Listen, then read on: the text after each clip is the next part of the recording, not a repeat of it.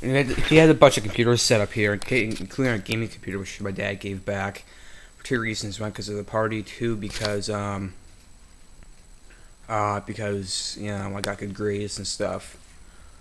And this computer was over there. This is one of the Core 2 Duo. Core 2 Duo in it. No, this is not the one with the Core 2 Duo. The one with the Core 2 Duo is over there. Both of them work fine.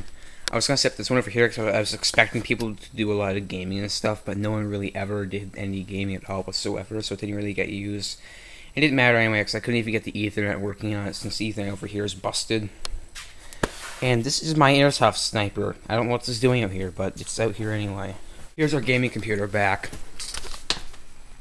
Super high FPS in TF2, which is awesome.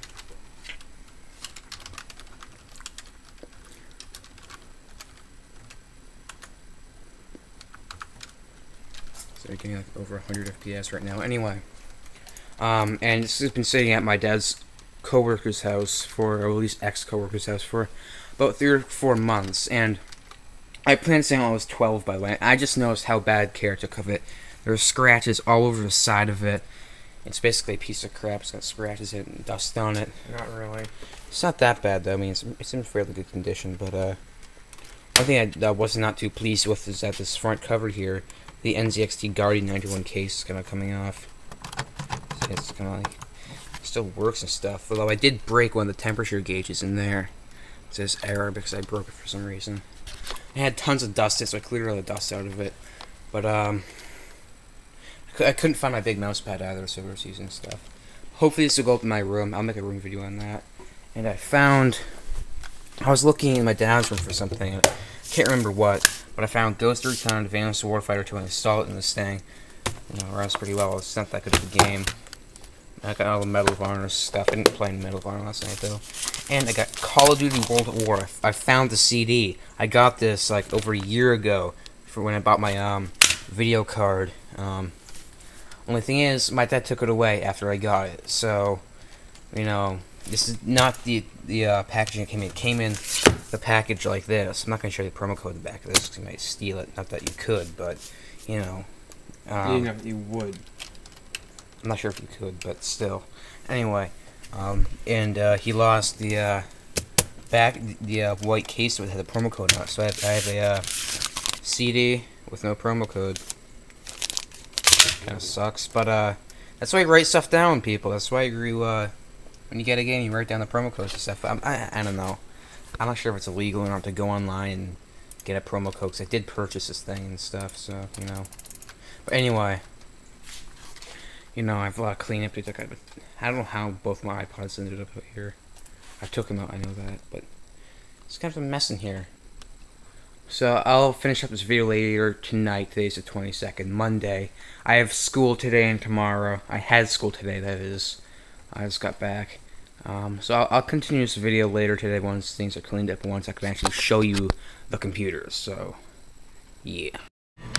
Alright, so despite the fact that I said I'll take a video later in the day, it's actually 2 days later now since I really didn't get to much of anything that day or the day after. So today's Wednesday. That video I think was on Monday. So here's what we got for a computer here. It's a Dell model, is it?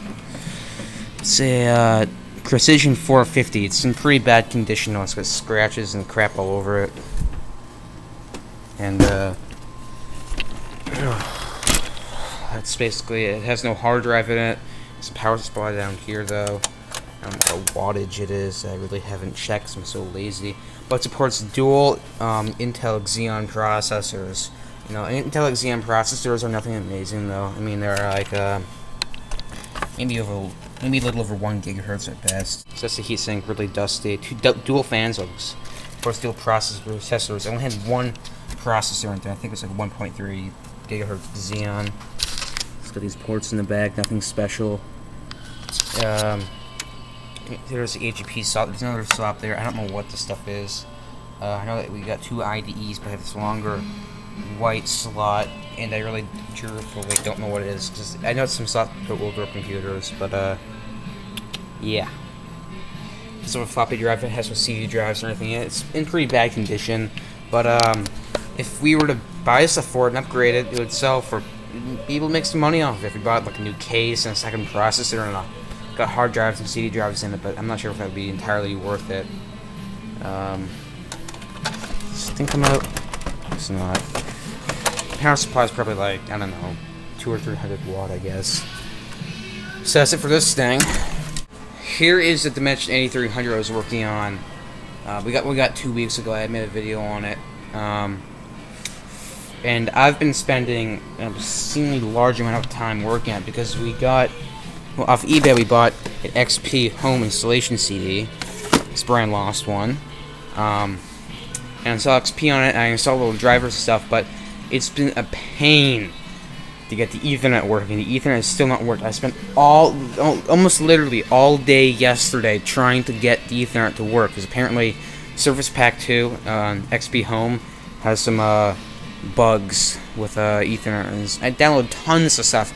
Got drivers. Not drivers are correctly installed, but I tried getting tons of fixes for it, and it just never worked. I tried 2 different Ethernet cards. Along with the onboard Ethernet, it's something wrong with the operating system. So right now, on that computer, I'm trying to download Service Pack 3, maybe put on an external hard drive and pop it on this thing and see if I can get Service Pack 3 in this thing. Oh, and Brian got all the keys working on the compact. There's a compact V2000. All the keys finally work. We might sell it to a friend because we now have this gateway. The reason it's taken apart is because I have this heatsink here that goes in there somewhere. It has dual fans on it. This fan works fine, although the fan here is making some squeaking noises. So Brian wants to buy a new fan for it, but you can only find on eBay the entire heatsink. But the entire heatsink for it is $10. That's not a bad deal at all. So I'm not buying a new heatsink. I mean, the entire new heatsink with 2 new fans, everything. And stick it on here. This is the gateway. I was talking a while ago. It's actually pretty good. It can play Half-Life 2 in highest settings with really good frame rate. It's like 100 FPS. And someone threw it out. This is a monitor we got. Was it?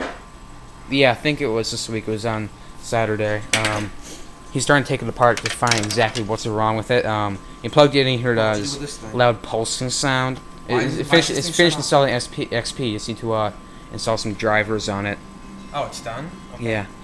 Put the CD out? Yep, I put it in here. Alright, so anyway, when we plugged it in, we noticed it was making some loud beeping sounds, which means that it probably has a bulge capacitor in it. No, it was... Yeah, that's a Dimension 3000 right over there. And as you can see, stuff is still down here. Please don't play drums, please. Okay, I won't. It's Dimension 3000 right there with XP on it. And I'm screwing off with some computers here with spare parts I have. Got an AGP and 120 megabyte video card in here. I think it's a 3 gigahertz Pentium 4. There's a gigabyte DDR, 333 RAM. Yes, I did. No, someone does have a PCI graphics card. It's AGP. And I put 20 gig and 60 gig in it. The 20 gig is XP on it. But XP Home is a pain in the ass because, like I said, the Ethernet doesn't work. After you install drivers, you need to get some fixes and stuff. And I still haven't figured it out. I've spent at least 10 hours working on the issue. And the 60 gigabyte hasn't been formatted yet because when I wipe a hard drive, it deformats it, which means that XP cannot detect this as a secondary hard drive. Got an Ethernet card. There's the ports in the back. And this is it's a 4600. So this one down here is a B110. We got this a couple weeks ago. Brian convinced me not to put much of anything good in it. Because no, it had a one. It doesn't have an AGP slot. I told you because it had a one. I told you to the one gigabyte chip. It had a 1 gigabyte chip, a DDR400 RAM, and it only has 2 RAM slots. Like $30 by itself. And we're gonna sell it by itself. I mean the RAM, and has no AGP slot. So Brian convinced me to not really make it good. I left a 2. Same thing as 3000. I left a 2.6 gigahertz cell R&D in there and all that stuff, but you know, this type of computer that I might want to work on after I've already pretty much gotten all the other computers ready, because it has no graphics card slot, it only has 2 RAM slots and stuff. So, you know, and we got one more computer. It was a Dimension, although I think we got a Dimension at least. I don't know where it went. Where do you think the Dimension went? I swear we got a Dimension. The one we got the dump this week. It might have, was it this one? Yeah, I think it was this one. It's 8300. Oh yeah, it's 8300. Anyway, It's got 3 gigahertz Pentium 4 in it. It has a gigabyte of DDR for 100 RAM, 256. These prices feel One, weird. 512, which is good RAM. Got 2 CD drives in it, no hard drive. I think it's a 64 megabyte video card. It's got an Ethernet card, a dial-up card, and a sound card. Now, I'm probably gonna take the RAM and maybe the processor and everything out of it, because the case isn't in ideal condition. I mean, it's not in that bad of condition, but you know, I might take it out and leave it in. I mean, I don't know what to do because it has XP Home Edition. Damn it! Oh, doesn't get internet connection, do you know? No, it doesn't need drivers for it. I told you, you need Ethernet drivers. Well, the internet doesn't even work here every time, does it? Yeah, it does. I tested it with my MacBook. My MacBook detected the internet fine. So, yeah. I have a lot of decisions to be made. As you can see, we have a lot sitting out, and I have to be patient here. I have to put stuff aside until I can work on it. I can't pull everything out and work on it at once, because that leads to confusion. So I got that thing to fix, which is a pain in the ass. Got this thing, well, Brand's working that, and I have these. I'm probably gonna put the B110 away, but I have that thing to kind of sort out. I mean, it's a lot to work on. We have so much to work on, and it's hard to not get caught up in things and try to work on everything at once. So, alright. So I'm gonna put the stuff back on, and yeah, I'm probably gonna take the RAM out of it though, and then I'm gonna label it with a sticky note and probably just put it away somewhere for a while. So that's that. Got reports there.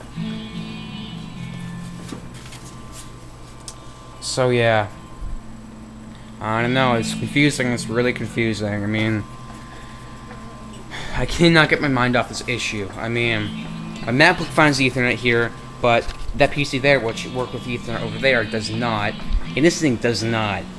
I mean, you have the drivers in this thing, and this thing, but that's professional. This has home, and it could be the bug that's doing it, it could be simply the fact that my switch over there has good taste and doesn't like PCs. I don't know. So I'll get back to you guys on this later. So pretty much it. Things suck basically, but you know, I gotta pull through. Anyway, I have spoken enough.